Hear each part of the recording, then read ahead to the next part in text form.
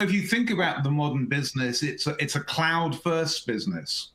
It's bought in, fully embraced the whole notion of the cloud. It's not still trying to roll its own kind of technology and infrastructure. It's data first. It's led by the data, what the data is telling the business. It's not full of hippos running around the corridors, highest paid person's opinion.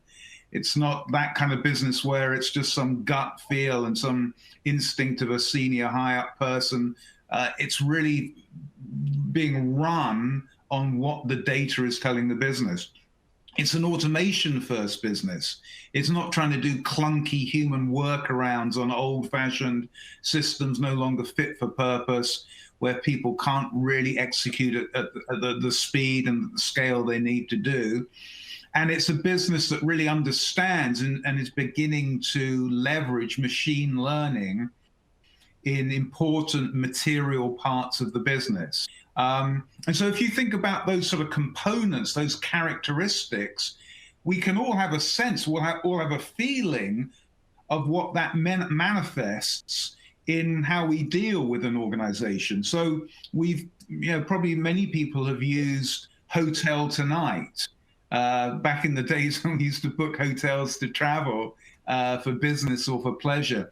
Look at Hotel Tonight. Look at the user experience of Hotel Tonight, which is all built on those cloud, AI, automation first principles. Look at that experience and then contrast it with the experience that you're providing your customers, whether you're an insurance company or a banking company or whatever.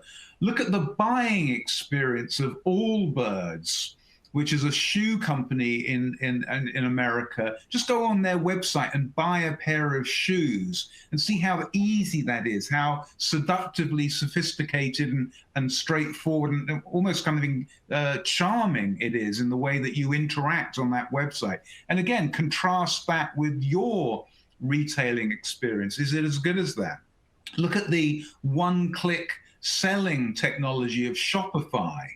Is the way that you sell to your customers as sophisticated, as modern as that? Again, that's the rhetorical question. Look at the personalization layer of Apple News. Is the way that you present information to your customers, your prospects, as sophisticated as that? Look at the voice interface of Google. Do you have a voice interface that you can really supply information, services, help to your clients? If you can't, then again, you're falling behind what it is to be a modern business. Look at the next best action of a technology like Waze or whatever car driving, TomTom, whatever GPS type of system you use. Think about how sophisticated that is, how that's always learning, how that's getting you around the world. Are you interacting with your clients in that way? Are you helping them navigate on the buying journey they're trying to go through? Look at the banking experience of Revolut in the UK, completely differentiated from what the traditional old line banks offer us. And then finally, finally think about TikTok, which in 2016 nobody had ever heard of, but now is the most sophisticated use of machine learning in our world. 100 million active users every month, having completely personalized experiences, all driven off this underlying machine learning technology. Again, is that how you're communicating in your community with your users and prospects and community members? If you think about all those examples based on those principles, then you can begin to see what a modern business looks like. And again, the diagnostic that everybody needs to do in whatever business they're working in is, where are we relative to those examples, to those principles?